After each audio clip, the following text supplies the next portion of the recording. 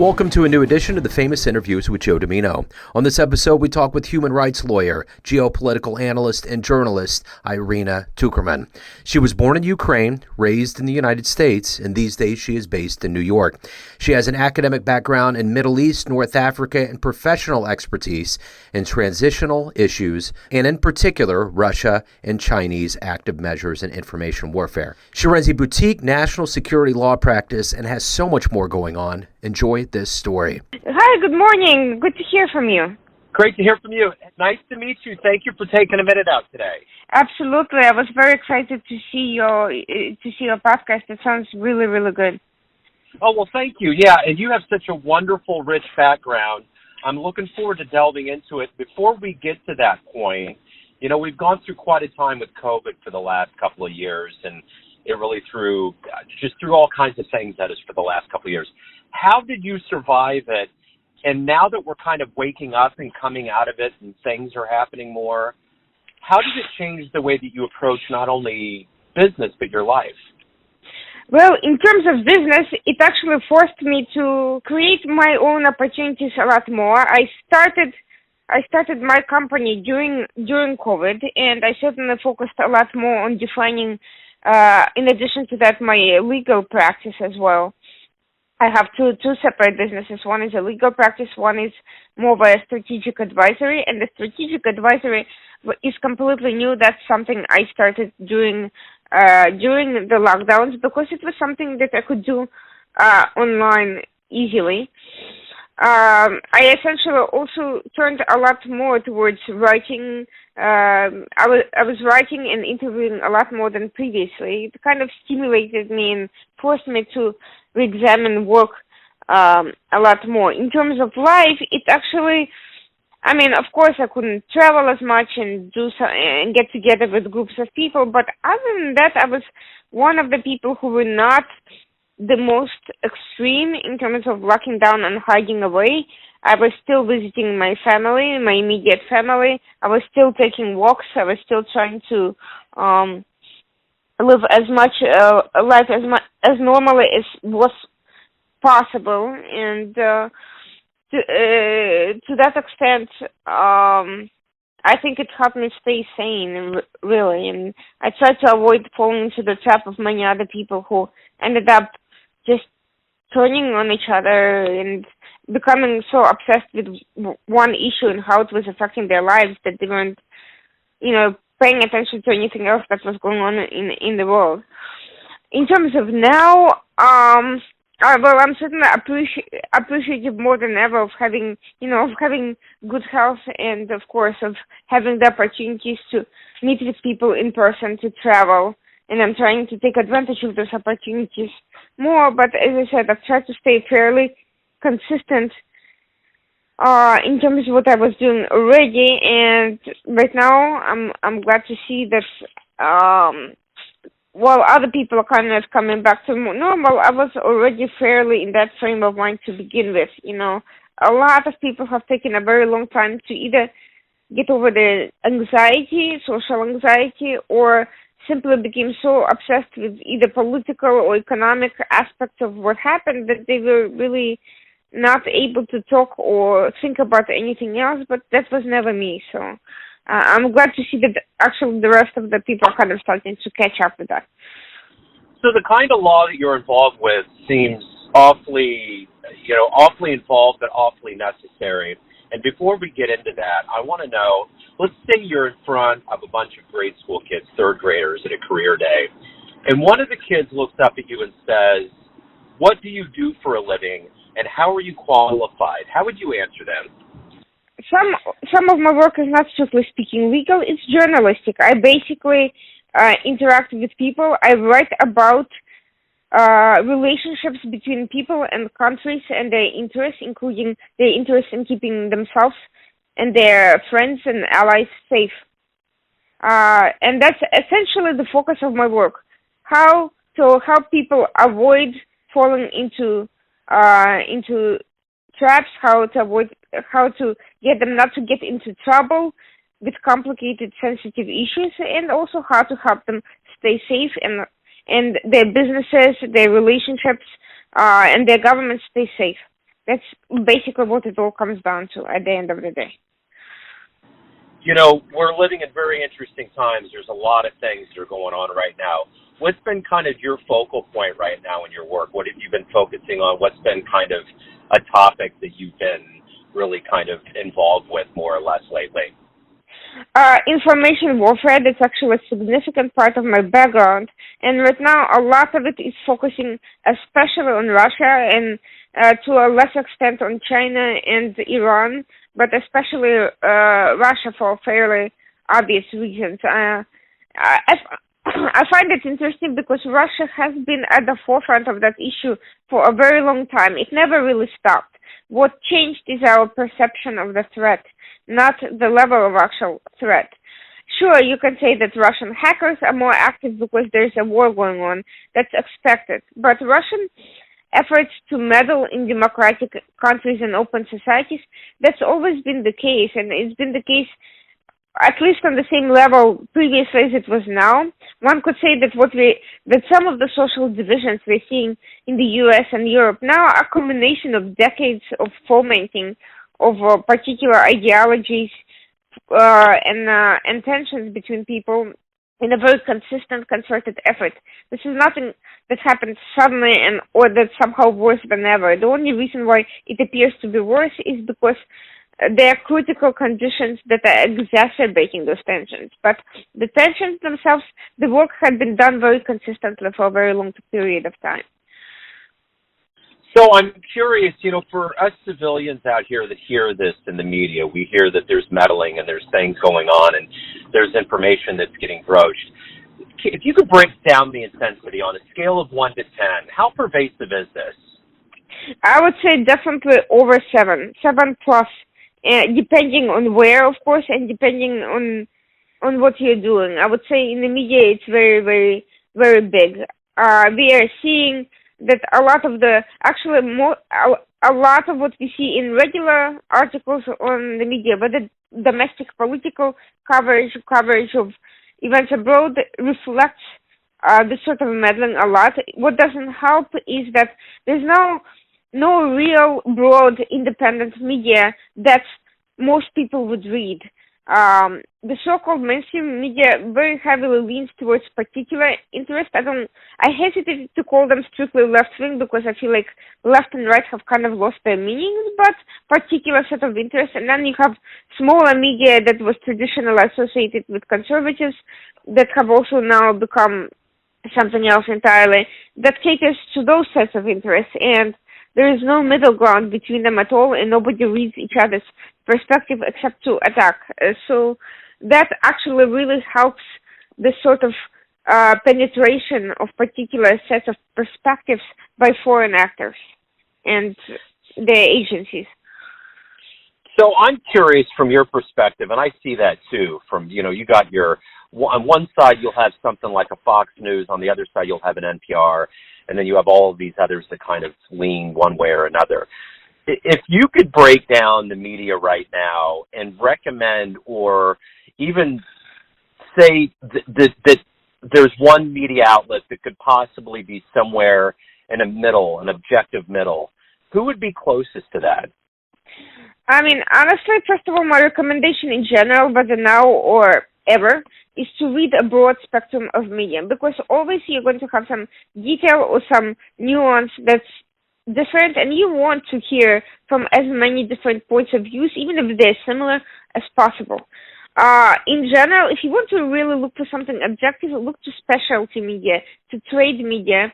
In terms of understanding information warfare, I recommend Cyber News. They focus a lot on cybersecurity, but they're very accessible to average readers, and they're short and succinct for people who don't have a lot of time on their hands. It's very understandable, and you really get how Russian, Chinese, and other types of actors penetrate most of what we read online and through cyber. And I think most of the content that people now read is online. I think cable channels have been losing their audiences, and whatever you see there, a lot of people, what they're watching for entertainment, not information. So if you want real information, my suggestion is basically online sources.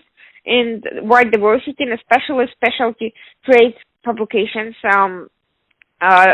focused on economy, on energy, and on cybersecurity. That really gets you to understand the motivation behind all of this. Because at the end of the day, politics are just a tool, and the real issue is always economy, is always financial benefits, is always power. So you were born in Ukraine, and you have a very interesting background of an academic background with the Middle East, North Africa. There's a lot going on here. You know, this has to be really tough to watch what's going on with Russia and the world today and your homeland. So talk to me a little bit about growing up and how you got these seeds of wanting to help and to be a journalist and to be in law. How did all this happen for you? Actually, not immediately. When I was in Ukraine, this was in the early 90s. I was born in 1985, came to the U.S. in 1995. So those first years were tough. Economically, obviously, the late years of the Soviet Union and the first years after its breakup, they were very economically tough. I'm Jewish, so at that time there was a lot of open street anti-Semitism, and there was a lot of economic and social issues, alcoholism, and just poverty and uncertainty, economic uncertainty from the currency devaluation and all of these things happening at the same time. I felt safe, I felt happy with my family, but I was also aware of those issues. I was aware of the breadlines. I was aware of the what we now call supply chain issues, and what was then called deficit, severe shortages of various basic products. So all of that certainly made me more aware of the repercussions of mismanagement of basic policies, certainly. And I always had an international kind of inclination. I was raised that way. I was raised with a real interest in other countries, in foreign affairs, in other cultures, and was very intellectually curious in that regard. In terms of law, it wasn't until I came here and was in middle school and was reading To Kill a Mockingbird that I kind of combined my international inclination with my kind of admiration for people who fight for truth, for justice, and for basically what I didn't know at the time, but what was disinformation efforts and defamation efforts at their very basic core. Those interests started to kind of combine for me, and I realized I wanted to do something that would help people get to the truth and, you know, defend themselves against wrongful accusations and bring to justice bad actors, but I also wanted something international. So I considered different careers, diplomacy, security work, international law for a very long time, and I was also reading up on current events. So by the time I got to college, I studied international studies. I studied Middle East, Latin America, and then upon graduating, when I went to law school, I was very fortunate that my law school offered a very rich curriculum of issues that were at that time considered very niche, and not many people were all that interested in, because they didn't seem to have a practical, immediate benefit. Issues in international law, in cyber crimes, in national security type of work. But I eagerly embraced them because I was passionate about that, and I was very interested, and figured that even if I can't immediately practice in those areas, at the very least I can use them for other things. And I turned out to be right, but it did take quite a long time to incorporate those skills into a professional career. In the beginning, it was more of a hobby, a very interesting hobby, but it was in the background for a long time. So who has been a consistent role model, or maybe even a hero for you, that's motivated you to be who you are? Well, in my childhood, my grandfather actually really spent a lot of time very early on teaching me and engaging me intellectually in a way that made me extremely well prepared and open-minded, and towards other cultures, towards economic and political developments. I was very young, but he was teaching me all these things that when I later came to the U.S., I saw most people didn't know or care about, whether children or adults. But I was very fortunate. And my mother read a lot to me when I was a child, and that led me to a lifelong passion for reading, but also the fact that I was being read all these stories and fairy tales and literature from around the world made me understand how complicated life can be, how other people can think differently. It made me understand different types of thinking, not just, straightforward what I was seeing around me growing up as a child, going through grade school and universities, but also political intrigue and the fact that people have, fight for power, and the fact that people will do things to each other to get to their goals. And sometimes it gets complicated. Sometimes good people do things that seem morally ambiguous, and sometimes very self-interested and basically sociopathic people can come in useful simply because they can be competent, intelligent, and you need to pay attention to them as well, and not just dismiss them because you don't like them or disagree with them. So those were the biggest lessons that I drew from that, to embrace other types of thinking and use them as a as a learning tool for yourself, to have a more engaged attitude, and to generally understand that life is not black and white and there's something to learn from everybody. So if you could meet anybody alive on the planet right now and have a little time to talk to them, who would it be? Who would you love to meet? Interestingly, I really wanted to interview President Zelensky before all of this happened, and I was actually preparing to do so. I was actually working on arranging an interview because I was supposed to be in Ukraine a couple of, but then COVID struck. I was invited for a conference, and during that time I may have had an opportunity to interview him directly. I thought he was a very interesting person even before this instant crisis because of his path to where he is now, and because I'm always interested in people who are a little different, who are unexpected. But in general, I am really open to meeting anybody who utilizes an unusual set of skills, but by skills I don't just mean intellectual or career skills. I also mean personal skills, personal qualities to get to where they need to be despite obstacles. And a lot of people, you may say, well, that applies to just about anybody. That's not really true. A lot of people achieve success or achieve their goals, whatever. They're just simply through a combination of hard work, networking, certain social kind of skills. They don't really veer off too much from into really unusual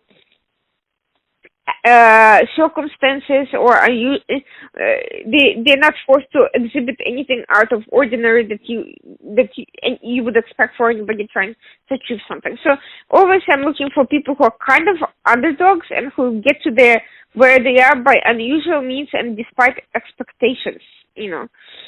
What is it that motivates you every day? We all wake up, we have things that we are going to do with our day or want to do. What is it that makes you do what you do and feel like you had a good day at the end of the day? Well, first of all, I have several specific goals that I'm trying to achieve that have been a hugely motivating factor. And there was one time that I literally woke up and I realized that, yes, that I'm not merely going through life, but that there are people, my clients and people I'm trying to help, who need me, who really need my help, and that I need to be engaged 100%, not merely do something to, get the next paycheck or the next, whatever goal or professional recognition, but really because people need me, and there are some things that I can do that literally no one else can. It sounds a little bit arrogant, but not if you're dealing in a very niche area where there's a limited number of practitioners and where everyone kind of, is doing, where there's a wide room for independent thinking and a wide room for pursuing goals that other people, that may not, clash with other people's goals, that are entirely your own kind of perception and your own definition of your life path. I am very fortunate that way. But also, just doing something meaningful that is not always makes me happy, but that is very meaningful, that I realize that is uh, in line with my ethics, in line with what I consider the right thing to do, and that adds value. That I think is a huge motivating factor. It may not always be lucrative, but it can be. And figuring out a way how to achieve success without going through the shortcuts that many people do, moral shortcuts. I don't mean legal shortcuts, which is you don't have to be a criminal or violate anything to take shortcuts that are not necessarily 100% ethical or decent. Realizing that you can get to success by completely ethical means, that's intriguing to me, because it's very easy to say, well, everybody else has to do X, Y, and Z to achieve whatever they want to achieve, so I'd better do the same thing. No, trying to figure out a different way to get there, it's at least as much satisfying as actually getting there. You almost interviewed Zelensky, and I'm thinking about your body of work and what you do. What would be a dream project for you to be involved with? Like something that you could really do that would make change that you would just love to do? Actually, I'm very happy to say that some of these things I'm already working on, and as I said, I feel extremely fortunate that none of these things came about in any way that I would expect or planned, or, to be honest, even necessarily wanted to when they first dropped on my lap, so to speak, or when I got involved in them. I do want to write a lot more, for sure, about issues that I'm passionate about, security issues that are severely underreported, not seen, and or dismissed and disregarded because people just don't understand them.